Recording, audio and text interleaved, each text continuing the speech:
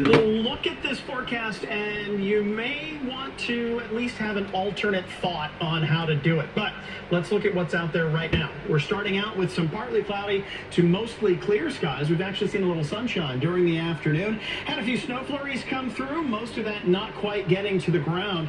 But looking ahead, the winter storm watch is in effect for parts of northwestern on west central Ohio until Friday afternoon. That does include Hardin County and Kenton, as well as Urbana and Springfield. Not for central Ohio yet, but wouldn't be surprised to see those happening pretty soon. We had a beautiful sunset a few minutes ago. Now the sun is almost below the horizon, so you're not seeing much of it reflecting on the buildings of downtown right now. 36 degrees is the air temperature at John Glenn Columbus International Airport. Not much of a breeze, so the wind chills aren't all that impressive. Mount Vernon's at 32, Coshocton at 32, Newark at 34, London at 34, Chillicothe and Courthouse at 32. Your Tempstar Heating and Cooling Products current conditions in Waverly are still at 41. So 22 for the overnight low tonight. It's going to be a chilly one, but not too unusual for December, just partly cloudy tonight. Wednesday, fine. We're going to see a mix of sun and clouds. We're going to jump ahead to Thursday. This is Thursday afternoon. Look at all the rain across most of Ohio. There is some moderate air in place. We'll be in the 40s during the daytime on Thursday. Then this cold front begins to move in, and this is an Arctic front that is going to change things very, very quickly. By 11 o'clock, we're still generally rain, but through about 1 to 3 in the morning, this changeover happens and happens very quickly. Our temperatures will drop almost 30 degrees in a matter of hours.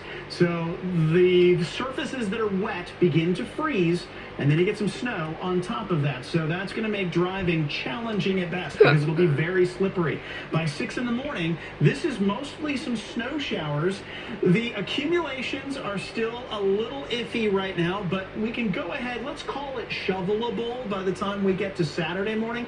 But in any case, you're looking at some snow on top of a layer of ice. And we'll get those snow showers going through most of the day on Friday, and those will continue again on Saturday. So this happens overnight, Thursday into Friday morning. Starting out as rain, and by about 2, 3 o'clock in the morning, you see this changeover into the snow. But because the temperatures are falling so quickly, some of that is going to flash freeze. Now, to add to that, we also have wind gusts with this front of 40 to 50 miles per hour. Sustained winds close to 30, gusting 40 to 50. So with all of this happening, it is going to be a challenging morning, to say the least, on Friday.